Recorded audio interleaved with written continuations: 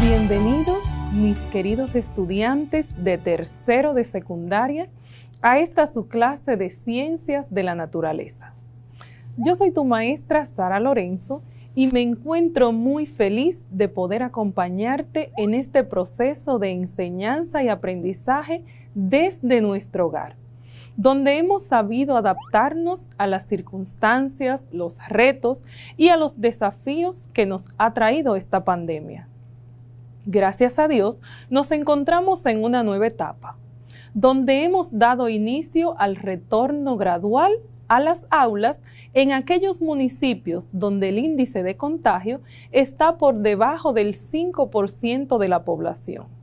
Recordando que este retorno es gradual y voluntario, con consentimiento de los padres o tutores.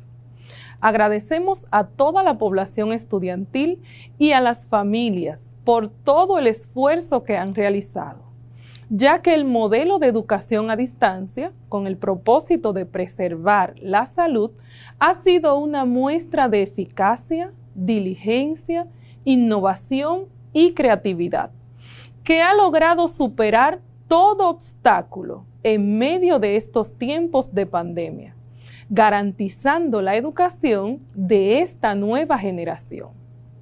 Pronto nos volveremos a juntar, pero para que esto sea posible, es necesario que sigamos tomando ciertas medidas, las cuales nos pueden ayudar. Por ejemplo, observemos el siguiente video. Tú lo sabes, y yo también.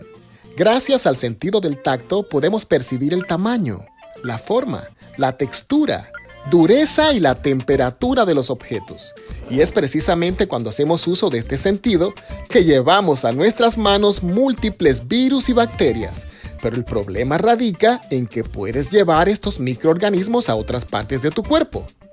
Se ha demostrado que nosotros, los seres humanos, nos tocamos la cara de 15 a 23 veces cada hora, lo cual aumenta la probabilidad de que aquellos virus y bacterias hagan contacto con los ojos, con la nariz o la boca, y en algunos casos podrían terminar en nuestro sistema digestivo, causando serias complicaciones de salud.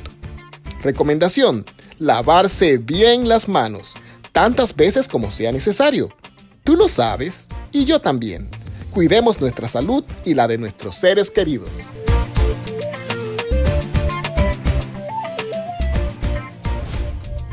Recuerda que aparte del lavado de las manos, también debes continuar con el distanciamiento físico y el uso correcto de tu mascarilla, para que pronto estemos todos juntos en la modalidad presencial. Hola, Neurona. Hola, profesora Sara. ¿Qué tal? Estoy muy bien el día de hoy, gracias a Dios. Estoy muy contenta. ¿Y tú cómo estás, Neurona? En excelentes condiciones. ¿Qué te parece si nos das un resumen de lo que aprendimos en la clase anterior? Claro, profesora. Siempre es un placer.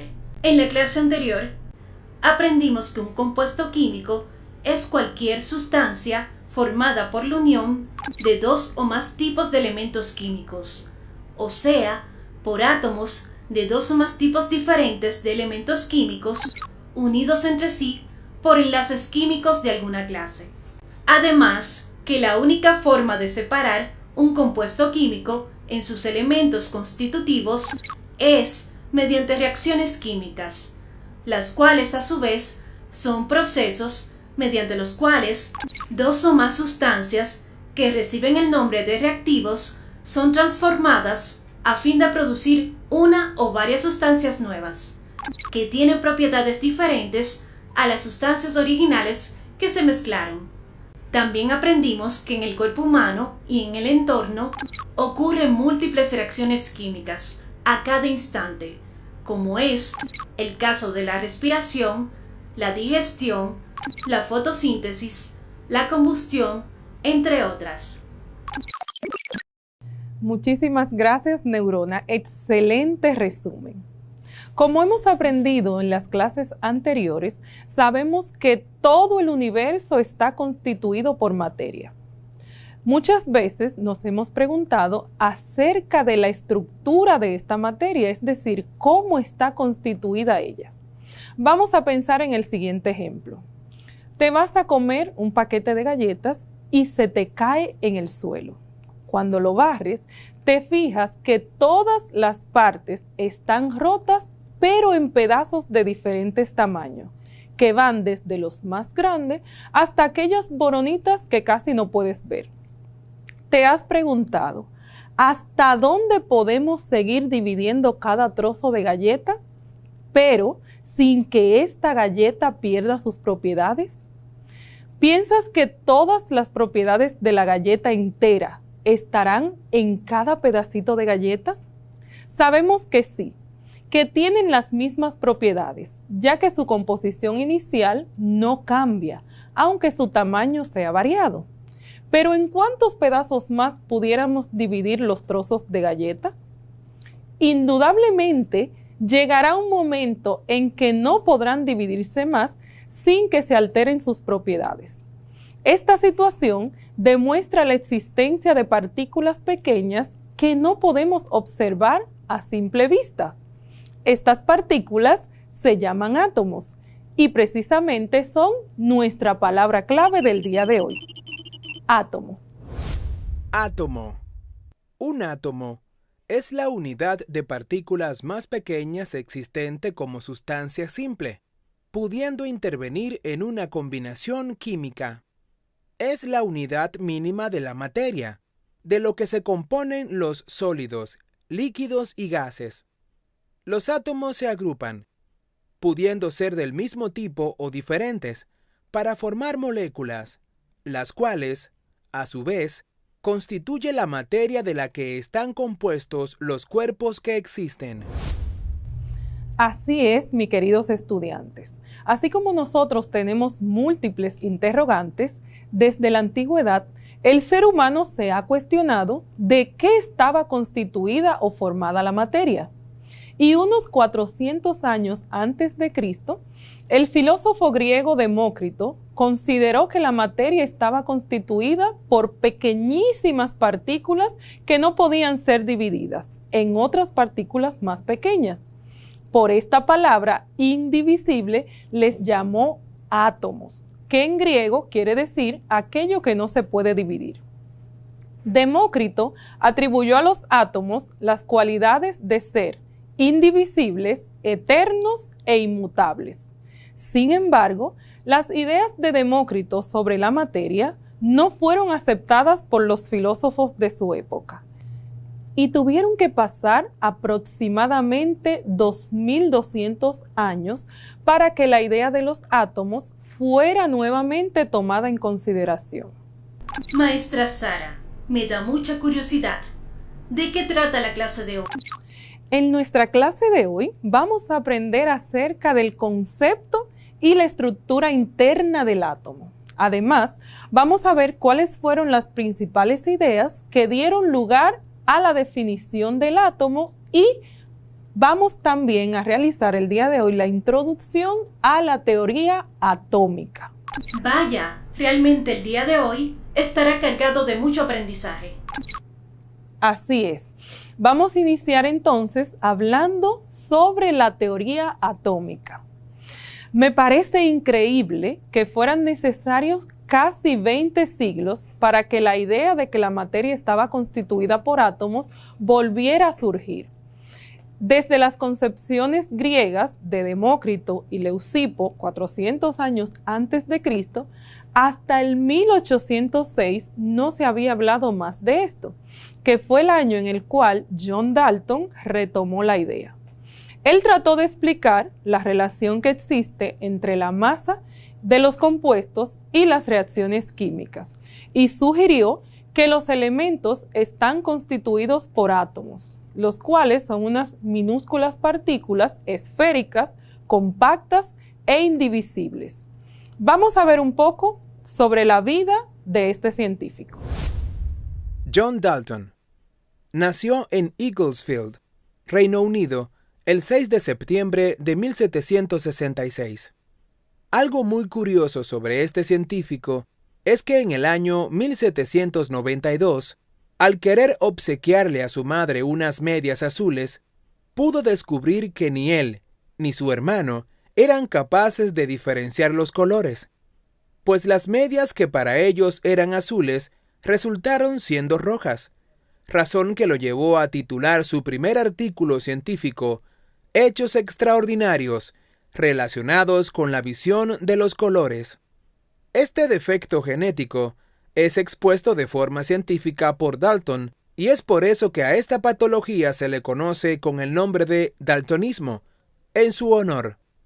En 1802 establece su ley o ley de Dalton sobre las presiones parciales. En 1803 su aporte es aún más significativo, haciendo su mayor contribución a la ciencia con la teoría atómica. Esto lo hace merecedor en 1825 de una condecoración especial por su trabajo por parte de la Real Sociedad, de la cual formaba parte desde 1822. Su vida social era prácticamente nula. Tuvo muy pocos amigos y nunca se casó. El 27 de julio de 1844, John Dalton muere en Manchester, Reino Unido. Interesante la biografía de John Dalton.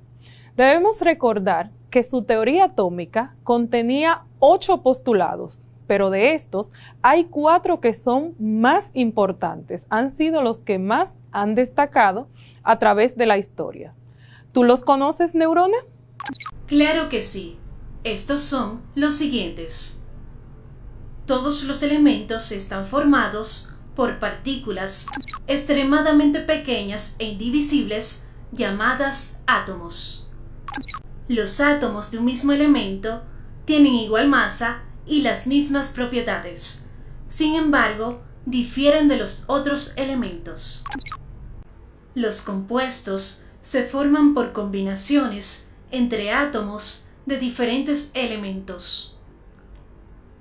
Y por último, los átomos de 2 o más elementos se pueden combinar en más de una proporción para formar compuestos diferentes, con una masa 2000 veces menor que la de los protones o neutrones. Giran constantemente, atraídos por el núcleo. Muy bien, estos son los 4 postulados más destacados de John Dalton. Y actualmente sabemos que los átomos sí se pueden dividir, son divisibles. Además, para un elemento químico, sus átomos pueden tener distinta masa. Y los átomos de un elemento se pueden transmutar en átomos de otro elemento mediante cambios nucleares. Es decir, que aunque algunos de los postulados de John Dalton estaban equivocados, representaron un gran avance científico para la época. Prácticamente lo que Dalton hizo fue que reorganizó los conocimientos de su época y por este trabajo es considerado por algunos científicos como el padre de la teoría atómica moderna. Tuvo que pasar muchísimo más tiempo y durante este periodo haberse descubierto nuevos hechos que dieron luz al conocimiento de la estructura de la materia. Así que en la actualidad, para explicar la diversidad de la materia, la teoría atómica admite 3 hechos importantes. El primero es que la materia es discontinua, es decir, que está formada por partículas muy pequeñas que no se pueden observar a simple vista, y estas partículas son denominadas átomos. El segundo hecho es el siguiente. La diversidad de la materia se explica, por un lado, por la existencia de átomos de diferentes tipos con propiedades distintas, como es el caso de la masa, y por otro lado, por las múltiples combinaciones posibles de varios átomos iguales o diferentes. Así tenemos entonces algunas sustancias que están formadas por un grupo de átomos del mismo tipo y otras por uniones de átomos de diferentes tipos. Y el tercer hecho es que hay un número limitado de sustancias puras que están formadas por un solo tipo de átomos, que al combinarse forman todas las sustancias que existen en la naturaleza, cada una de estas sustancias con propiedades distintas.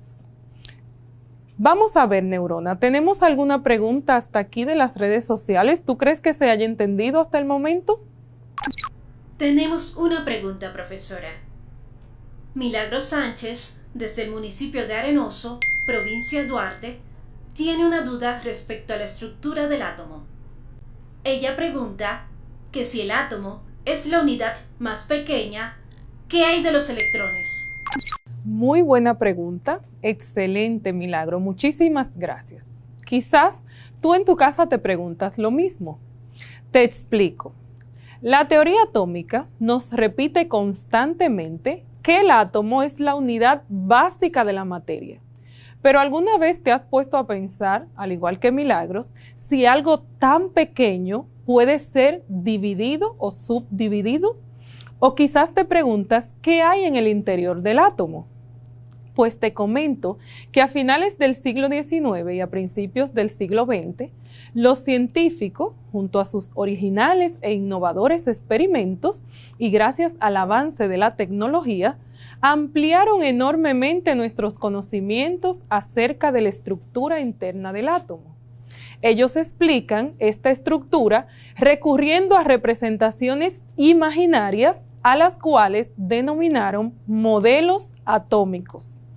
En conclusión, se puede definir el átomo como una estructura tan infinitamente pequeña que si pudiéramos reducirnos a su tamaño, todos los habitantes del mundo cabríamos en la cabeza de un alfiler. Para estudiar entonces la estructura de este átomo, debemos saber que esta unidad básica de la materia, a su vez, está formada por partículas fundamentales o partículas subatómicas. Profesora, le proyectaré la imagen de un átomo. Muchísimas gracias, Neurona. Como puedes ver en esta imagen, en el centro del átomo está el núcleo. Allí se encuentran los protones y los neutrones.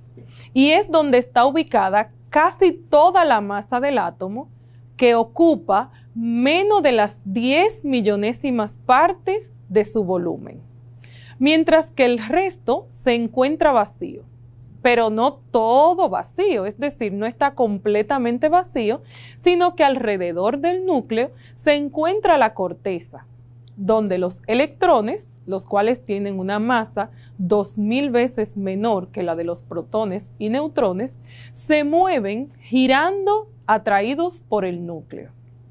El descubrimiento de estas partículas fundamentales o subatómicas, los protones que tienen carga eléctrica positiva, los electrones cargados negativamente y los neutrones que no poseen carga eléctrica, además de su comportamiento, permitieron ir construyendo los diferentes modelos atómicos que desarrollaron los científicos a finales del siglo XIX y a principios del siglo XX, los cuales sirvieron de base para establecer la teoría atómica actual. En nuestra próxima clase vamos a ver cada uno de estos modelos.